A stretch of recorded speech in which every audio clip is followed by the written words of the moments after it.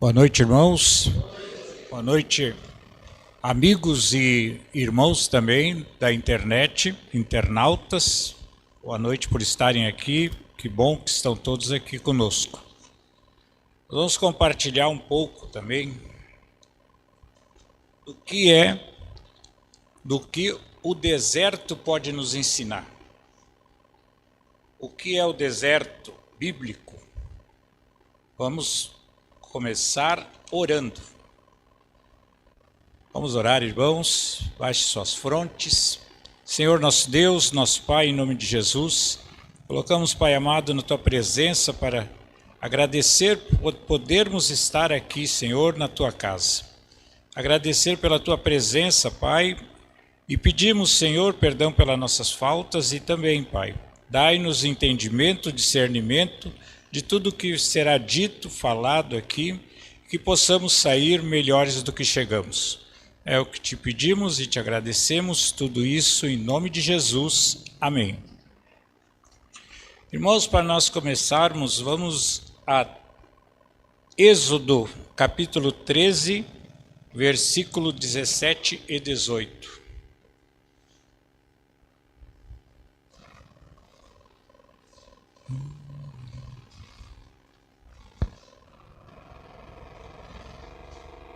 Amém? O título da minha Bíblia diz: Deus guia o povo pelo caminho. Versículo 17. Tendo Faraó deixado ir o povo, Deus não levou pelo caminho da terra dos filisteus, posto que mais perto, pois disse Deus, para que porventura o povo não se arrependa e vendo a guerra e torne ao Egito. 18. Porém Deus fez o povo rodear pelo caminho do deserto, perto do Mar Vermelho, e, arregimentado, subiram os filhos de Israel do Egito. Então, irmãos, vejam bem que Deus não levou o povo pelo caminho mais curto.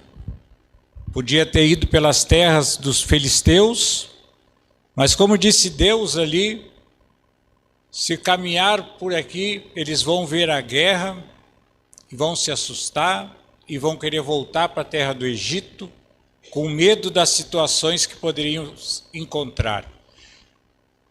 Como Deus conhecia o coração deles e sabia que eles viveram 400 anos escravizados, passando a fome, o trabalho, mas eles tinham a comida, tinham a bebida, né? E o sofrimento fazia parte da vida deles. E Deus sabia que se eles fossem pelo caminho mais curto, a gratidão que eles deveriam ter a Deus e o reconhecimento a Deus não ia existir, ou não seria verdadeiro. Então Deus usou o caminho mais longo para eles, né? E eles começaram, como a gente já sabe da história, né, a murmuração. Aí tem um exemplo assim, quando quem viajou ou viaja com criança, né, a criança fica ansiosa. Já chegamos? Já estamos chegando? Falta muito? Falta pouco? As crianças estão sempre perguntando para a gente, né? Quanto tempo vai demorar? E o povo não foi diferente. O povo também começou a indagar Deus, e Deus sabendo de tudo isso, né? E a proposta de Deus, irmãos, como nós sabemos, né? A proposta de Deus era fazer o povo sair daquela terra, sair do sofrimento, sair da fome, sair daquela miséria que eles estavam, né?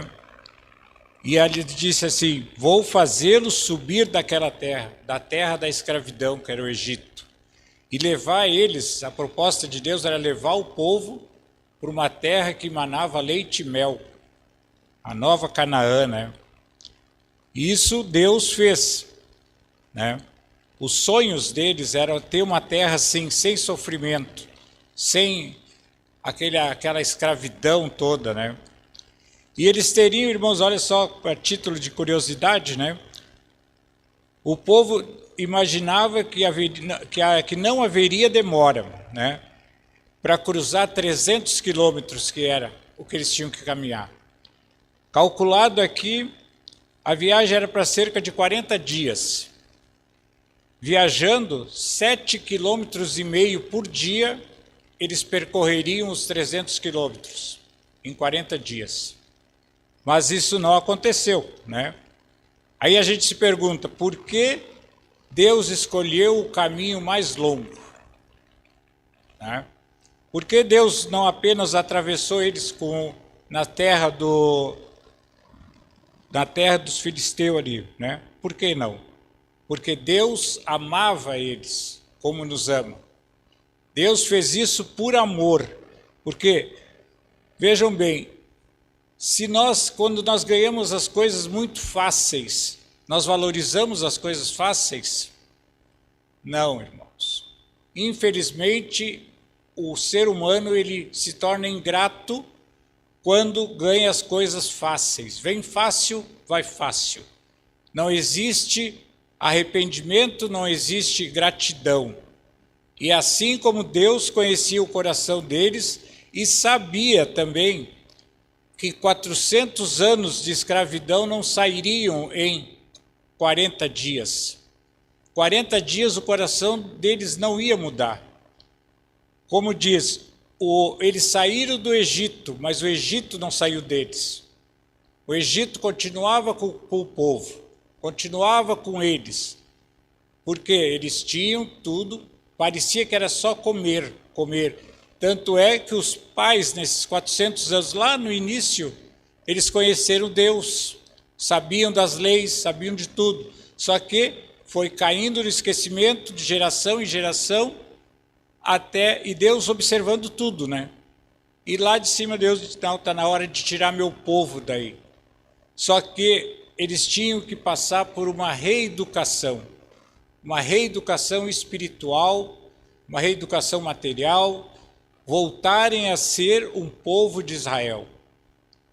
E Moisés foi o homem que foi eleito para fazer essa viagem. Amém? Então, por quê? Hoje, precisamente, Deus amou os seus filhos como Ele ama até hoje, né? E Deus guia seu povo por caminhos difíceis. Ele nunca, olhem bem, Ele nunca tem pressa. Deus não tem pressa para ver a perfeição em nós. Como está escrito, Deus nos fez bons, mas com o passar dos tempos a gente muda. A gente muda, a gente se transforma, acaba esquecendo do nosso Criador e quer fazer as coisas de acordo com a força do nosso braço. Amém? E olha só, esta é uma das características intrigantes de Deus, né? É um mistério. Por que Deus trabalha dessa forma? Dessa forma, vamos dizer, aos nossos olhos lenta. Porque nos dias de hoje, nós vivemos uns tempos de tudo que a gente quer tinha que ser para ontem. Nós não temos mais paciência, tudo é na correria.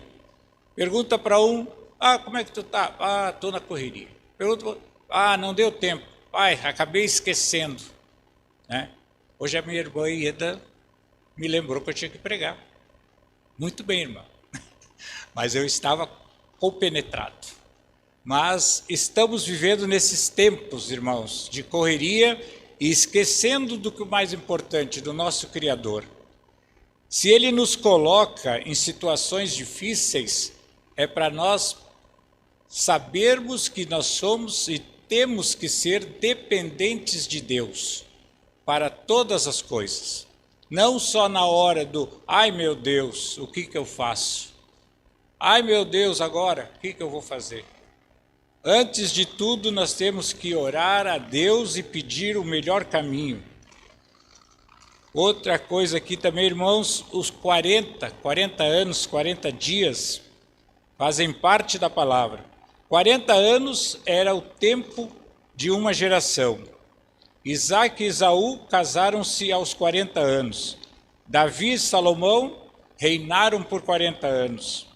Moisés passou 40 dias no Sinai, no Monte Sinai, né?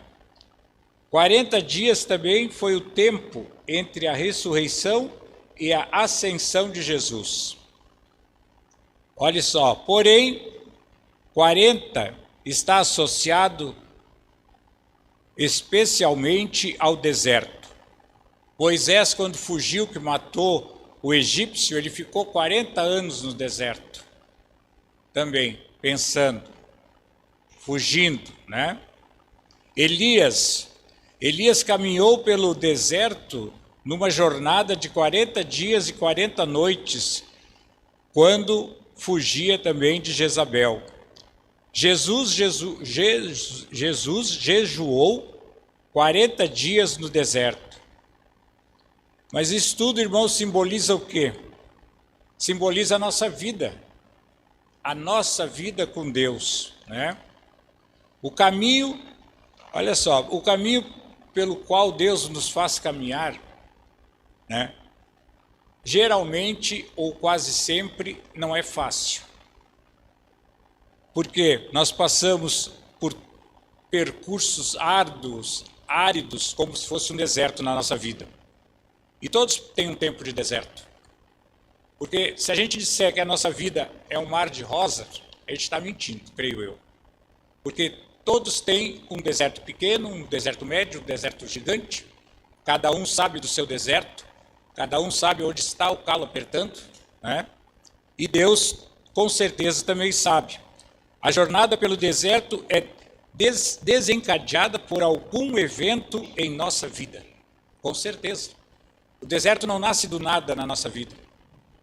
Eu tive o deserto também na minha vida, tenho diariamente, né? Já passei pelo deserto do alcoolismo, venci também, porque acreditei que Deus tinha um propósito na minha vida, como tem na vida de cada um de nós. Amém? É como eu disse, o deserto de cada um, só a gente é que sabe. Só a gente sabe. Por isso que a gente está escrito na palavra, não julgue ninguém para não ser julgado, né? A jornada pelo deserto é desencadeada por algum evento da nossa vida. O espírito se abate diante da aridez dos fatos. E com certeza nós não fomos feitos para sofrer, né, irmãos? Deus nos fez para a gente viver bem até antes do pecado. O pecado surgiu, nossa vida mudou. Mas nós temos que aprender a viver com essa vida. Por isso que também o deserto nos dá lições. O deserto nos dá boas lições. No deserto, Deus nos ensina a vencer o medo. Como? O Senhor levou Israel pelo caminho mais fácil. Não levou Israel pelo caminho mais fácil, porque eles tinham medo. Foi necessário uma noite para sair de Israel sair do Egito e 40 anos para o Egito sair de Israel. Já pensou? Que luta! Como o deserto nos ensina a vencer o medo. Quando em meio ao sofrimento, reconhecemos e agradecemos a direção de Deus. Amém? Em nossa vida, quando no deserto aprendemos a agradecer, abrimos o coração para Deus trabalhe em nós. Se nós passar pelo deserto e não sentir nada, o deserto nada fez em nós. Nada. E isso é uma verdade, que eu vivi essa verdade também, porque se o sofrimento não nos ensina, com o que a gente vai aprender? Se eu bati, tropiquei, caí num banco, eu vou lá e vou tentar passar do mesmo jeito, vou cair de novo. Insanidade, fazer as mesmas coisas, esperando um resultado diferente. Não tem como, né, irmãos? Segunda lição, No deserto aprendemos o valor da obediência e da fidelidade. Como nosso irmão Robertson falou antes, né? Devemos ser fiéis, fiéis a tudo. As coisas de Deus, a programação, tudo isso gera o quê? Uma força maior para passar pelo deserto. Fidelidade e obediência. Deus nos dá o quê? O livre-arbítrio. Ou a gente obedece ou não obedece. Mas se não obedecer, tem que saber que vamos ter consequências. As nossas escolhas sempre têm consequências. Sejam elas boas, más ou não tão ruins. Amém? No deserto também, irmãos, encontramos o amor de Deus. O deserto significa perda. Pode perder o sucesso, a promoção, bens materiais, saúde e até a reputação. Isso também gera, né? Aprender. É nessa situação que descobrimos se amamos a Deus sinceramente ou fazemos simplesmente porque Ele nos dá leite e mel. Aí vem a sinceridade do amor a Deus, ao nosso Criador. Até onde nós somos fiéis a Deus, até onde nós somos sinceros quando dizemos que amamos a Deus. Amamos a Deus quando estamos aqui dentro ou quando estamos lá fora também? Amamos o nosso próximo como amamos a nós mesmos? Muitas perguntas devemos fazer, irmãos. O deserto não foi um lugar confortável para os filhos de Israel, mas foi o cenário escolhido por Deus para manifestar magnificadamente seu amor incondicional por eles. Então Deus mostrou ali que Ele amava o povo de Israel, sim, mas Ele precisava provar aquele povo. Como provou e poucos entraram na terra de Canaã, né? Mas por quê, irmãos? Murmuração, perder o foco. É igual nós aqui na igreja, ou lá fora, se nós olharmos para o homem, como eu estava conversando antes até, se nós olhamos para o homem, o que o homem faz, o que fez, o que deixa de fazer, ou como o homem é, ou como não é, nós nem viemos à igreja, a gente fica em casa. Porque o homem é falho. Deus nos fez assim, Deus nos fez bom, mas hoje nós somos falhos. Nós temos que ter o que em foco? O foco é Jesus, o foco é Deus. Se nós desviarmos o nosso foco, nós acabamos fora da igreja, fora do caminho de Deus, vamos para um deserto que sem Deus vai ser muito difícil sair dele. Sabe, irmãos, que a realidade é essa. A nossa paz espiritual, como a gente orou antes, ela só vem com Deus no coração. Sem Ele, nada somos. Amém?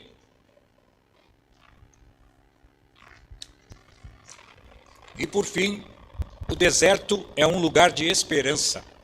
A esperança diz que o próprio Deus passou pela via dolorosa e o caminho árduo. Após o deserto veio a vitória para o povo de Israel e para Moisés, Elias, Davi, João Batista e Jesus. Amém? Irmãos, nós vamos ver agora o João 16:33, verso conhecido pelo povo de Deus.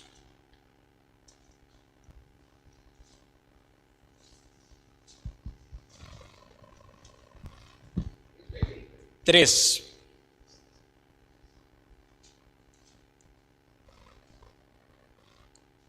Amém? Estas coisas vos tenho dito, para que tenhais paz em mim. No mundo passais por aflições, mas tende bom ânimo. Eu venci o mundo. Amém? Então, irmãos, o nosso bom ânimo vem só com Jesus. E Ele está voltando. Amém? No mundo vocês vão sofrer, mas tenham coragem. Eu venci o mundo. Jesus diz isso. Por que ele diz que venceu o mundo? Ele era 100% homem e 100% Deus. Nós, sendo 100% aqui, também maus, pecadores, nós vamos ter também a nossa oportunidade, como estamos tendo, nossa oportunidade de estarmos com Jesus, de estarmos com Deus. Hoje podemos orar, podemos caminhar com a palavra para lá e para cá, mas chegará o tempo de aflição, como diz lá em Mateus 24, os tempos maus virão e nós vamos ter que estar preparados, irmãos. O deserto vai vir e vamos ter que ser muito mais fortes e muito mais corajosos. E nunca esquecer que quem nos criou não nos abandona, mas para isso acontecer nós temos que ser fiéis a Ele também. Amém? Então a palavra foi dita, espero que tenham compreendido e entendido. Amém? Vamos orar então? De pé.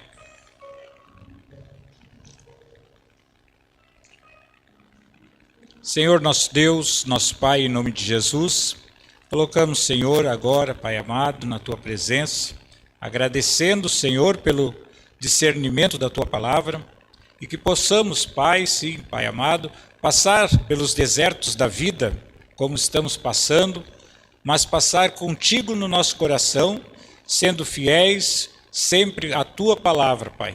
Que possamos levar o Teu Evangelho a cada um lá fora também, aqueles que não te conhecem, aqueles que querem te conhecer, enfim, Pai, que possamos ser, Pai, missionários Teus, Senhor.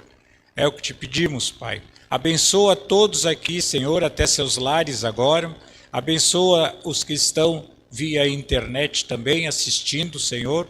Abençoa todos os lares, Pai, e que possamos estar aqui reunidos novamente contigo, Pai, no sábado, no domingo também, Senhor. É o que te pedimos, Pai, abençoa cada um, em nome de Jesus. Amém.